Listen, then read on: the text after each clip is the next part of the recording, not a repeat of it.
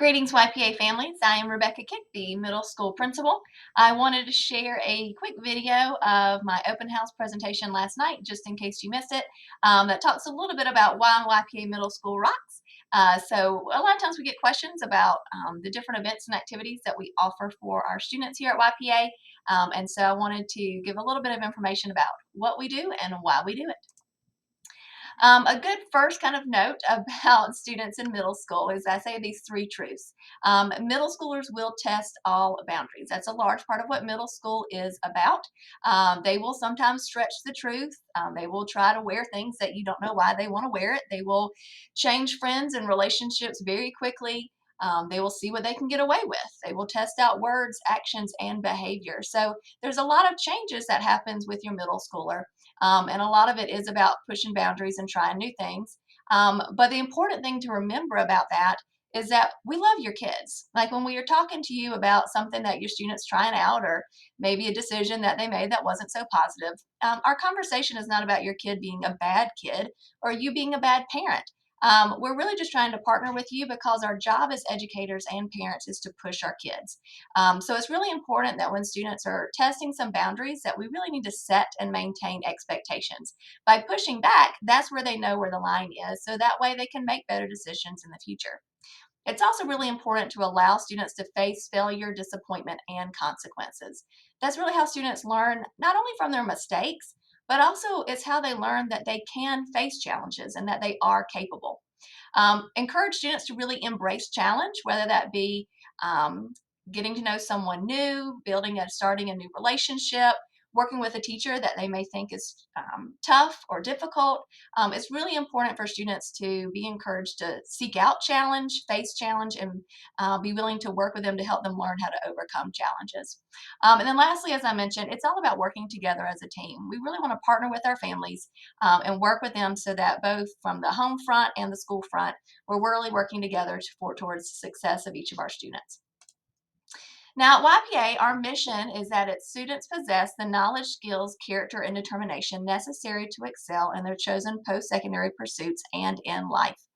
In middle school, we're really going to transition to focusing on this mission. So, a lot of our conversations, events, and activities are geared towards helping students identify interests and skills, but also learn skills that they need in order to be successful in whatever's next in high school, college, job, career, whatever that may be. We want them to be prepared for that next step. So we have a couple of things that we'll have available for our students. We have our core classes, our related arts, 7 mindsets, and our leap opportunities that all work together. In our core classes, we have 5 subjects: ELA, writing, math, science, and social studies. We do use mastery-based grading, so you're not going to hear us talk about conversations about A's, B's, or C's. We're going to be talking about whether your student is proficient in a certain learning objective, if they're progressing, or if they're not proficient. With each in mastery-based grading, each class will help work through units. Each unit will focus on a specific learning objective, and that unit will include instruction, a lot of opportunities for practice, and a mastery check. The mastery check is the opportunity at the end of the unit for the student to demonstrate that they have indeed mastered that concept. If they don't master it on the first go, then they will have the opportunity to receive additional instruction and or complete more practice before they retake that mastery check one more time. Then lastly, once several units are taught, we'll have tests and projects that give students the opportunity to really put a lot of those objectives together and demonstrate their knowledge in a new way. Tests and projects are one time, so students do not have the opportunity to retake those. Work completion is really important in middle school with mastery-based grading because we really need students to complete their work in order for us to see where they are with their mastery of that concept. We're not really big on homework in middle school. We do send homework home from time to time. Most often, your students' homework will be anything that they don't complete during the school day. However, we do really encourage all of our students to read when they're at home, be that a novel, a comic book, a manual, a magazine, just something that interests them. But if they boost their reading skills, that's going to help them in all of their courses. Now, related arts, depending on the grade level, we have a wide variety of options. We offer computers, life skills, band, Spanish, art, engineering, STEAM, and PE.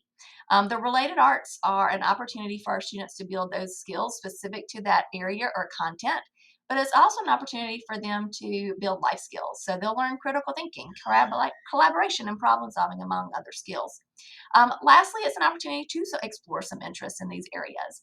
So as we start talking to them about what they'd like to do after high school, after graduation, this will be an opportunity for them to think about, am I interested in art? Am I interested in computers? Am I interested in another language? And their related arts will give them the opportunity to explore those interests. Seven Mindsets, we are adding the Seven Mindsets curriculum to our school this year. It is a social emotional learning curriculum that we'll be using in homeroom every week.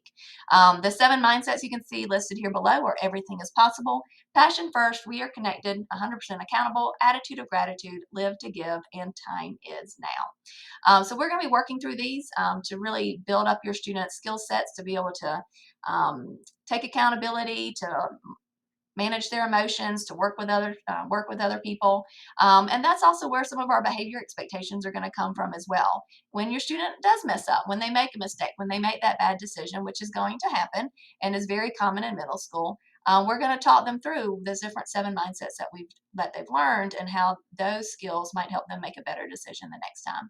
We'll also be sending out some different information to our parents so that you can learn along with us and talk to your students about what they're learning through seven mindsets. We also have LEAP opportunities. Now, I'm a former English major, so I do love an acronym. LEAP stands for Learning Experiences for Ambitious Patriots. So when we offer opportunities and events and activities for our students, which we offer several every month and sometimes almost once a week, there's a lot of different things that your students will do when they're here on campus, but they may look a little bit different than what you may have experienced in an elementary school or another middle school, because we're really wanting these opportunities and events to focus on helping your student prepare for that next stage and building those skills. So we'll have pep rallies and family nights where your students can learn how to support each other and learn about positive competition. We'll do service drives where they can learn a little bit about how to help people who might need that little extra support. We'll do themed weeks focused on different choices. And then we'll have some different grade level activities. Some of our students will have the opportunity to do job shadowing. We're going to have an outdoor classroom day.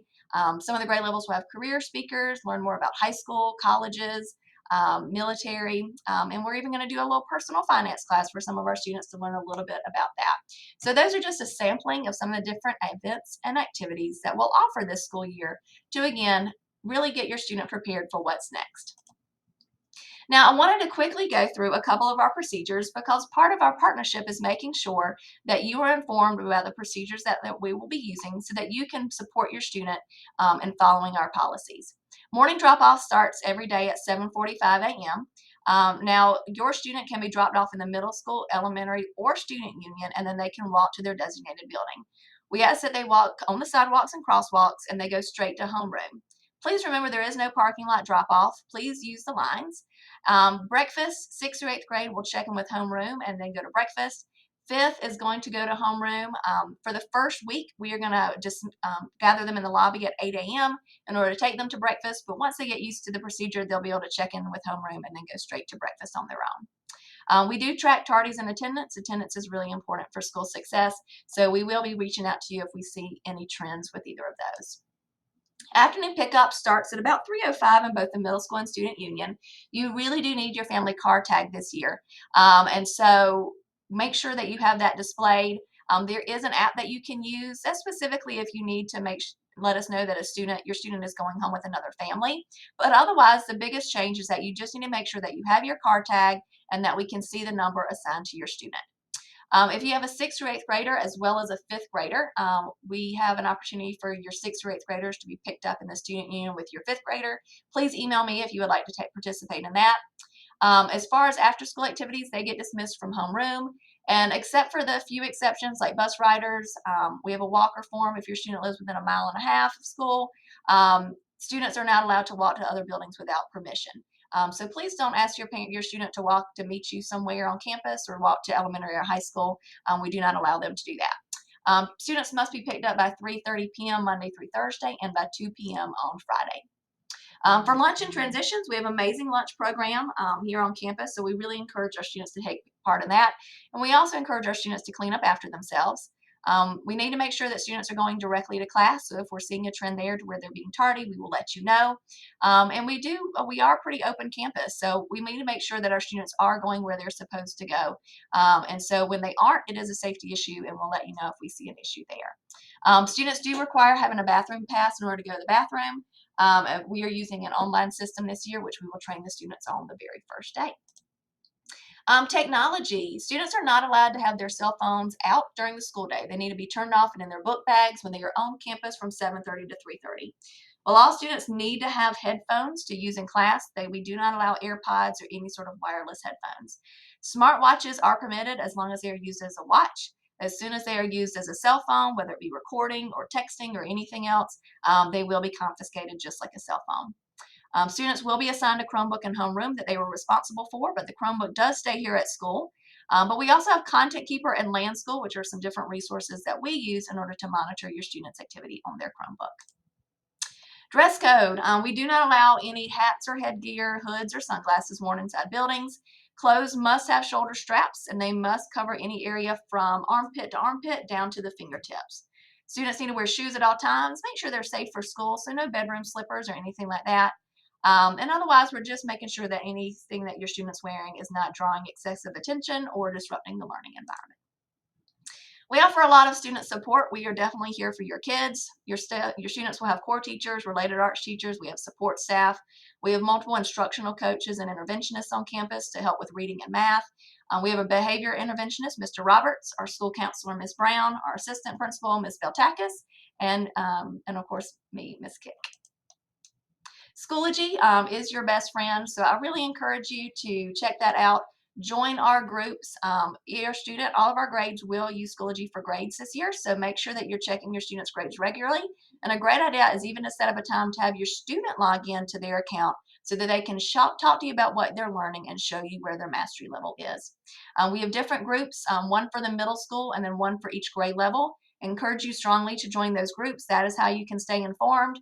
I will post videos and messages regularly to the middle school group, and then the grade levels use their class of groups in order to keep their parents informed. So that's just a little quick information to start off the school year. We are looking forward to a great year, and we look forward to seeing all of our students on Monday. Have a great day.